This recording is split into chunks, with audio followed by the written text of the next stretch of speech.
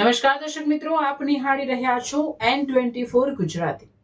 તો નજર કરીશું આજના મહત્વના સમાચાર પર।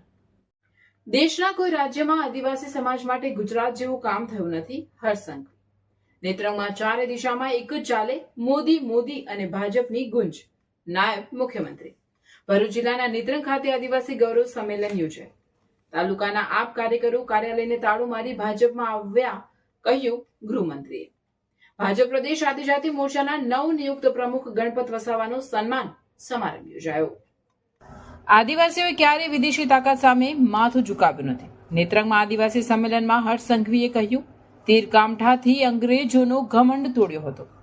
ભરૂચના નેત્રંગમાં આજે આદિવાસી ગૌરવ સંમેલન યોજાયું, જેમાં રાજ્યના નાયબ મુખ્યમંત્રી હર્ષસંઘવી ઉપસ્થિત રહ્યા હતા। આ તકે જનસભાને સંબોધતા હર્ષસંઘવીએ કહ્યું કે આદિવાસીઓએ ક્યારેય વિદેશી તાકાત સામે માથું ઝુકાવ્યું નથી। તીર કામઠાથી અંગ્રેજોનો ઘમંડ પણ તોડી નાખ્યો હતો। ભરૂચ જિલ્લાના નેત્રંગ ખાતે આદિવાસી ગૌરવ સંમેલનમાં નાયબ મુખ્યમંત્રી હર્ષસંઘવીએ દેશના કોઈપણ રાજ્યમાં આદિવાસી સમાજ માટે ગુજરાત જેવું કામ નહીં થયું હોવાનો હુંકાર કર્યો હતો। ભરૂચ જિલ્લા ભારતીય જનતા પાર્ટી દ્વારા નેત્રંગ ખાતે આદિવાસી સંમેલનનું આયોજન કરાયું હતું। નાયબ મુખ્યમંત્રી હર્ષસંઘવીના અધ્યક્ષસ્થાને યોજાયેલા સંમેલનમાં આદિજાતિ મોરચાના નવનિયુક્ત પ્રદેશ અધ્યક્ષ ગણપત વસાવાનું અભિવાદન કરવામાં આવ્યું હતું। સંમેલન પહેલા ડેપ્યુટી સીએમ હર્ષસંઘવીએ નેત્રંગ 4 રસ્તા સ્થિત ભગવાન બિરસા મુંડાની પ્રતિમાને ફૂલહાર અર્પણ કર્યા હતા। નેત્રંગ 4 રસ્તાથી આદિવાસી શૈલી મુજબ હર્ષસંઘવીનું ભવ્ય રેલી રૂપે સ્વાગત સભા સ્થળ સુધી કરાયું હતું। સભાને સંબોધતા હર્ષસંઘવીએ નેત્રંગના ચારે ખૂણે આજે એક જ નારો ગુંજી રહ્યો હોવાનો ગૌરવ અનુભવ્યો હતો। એક જ ચાલે, મોદી ચાલે અને ભાજપ ભાજપની ગુંજે આજે નેત્રંગમાં વટ પડી ગયો હોવાનું તેમણે જણાવ્યું। નેત્રંગની ભૂમિને વંદન કરવાનું મન, જીવંત આદિવાસી સંસ્કૃતિને પ્રતીક તેમણે ગણાવ્યું।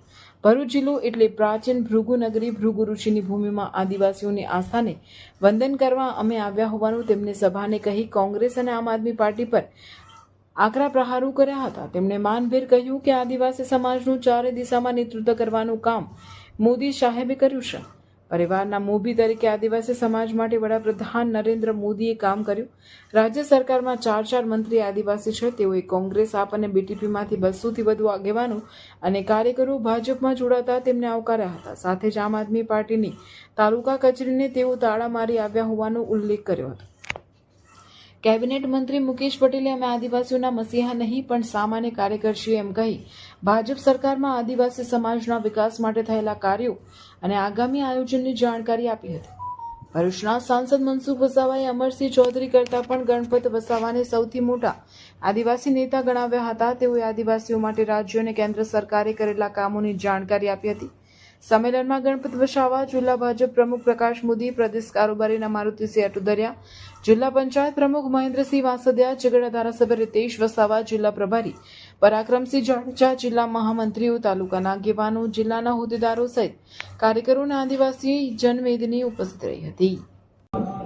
મારા આદિવાસી ભાઈઓ, આ ધરતીના આદિવાસીઓએ ક્યારેય કોઈ આદિવાસીઓ વિદેશી તાકાત સામે માથું નીચે નથી ઝુકાવ્યું।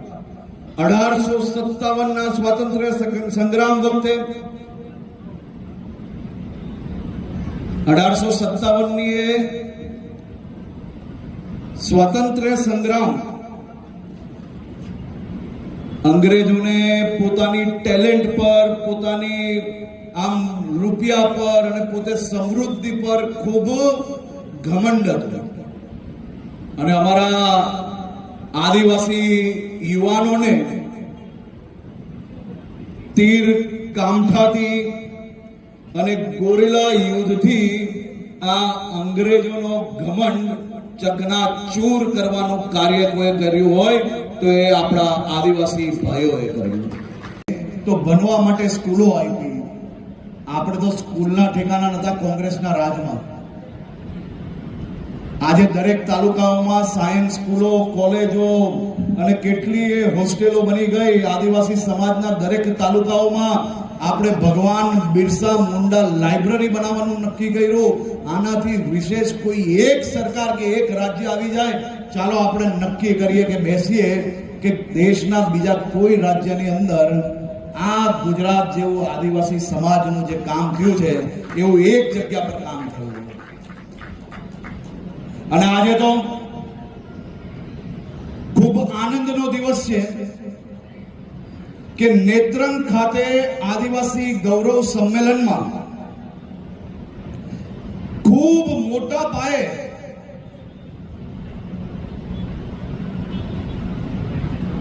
આ વિસ્તારના યુવાન અને અનુભવી કાર્યકર્તાઓ અને નેતાઓ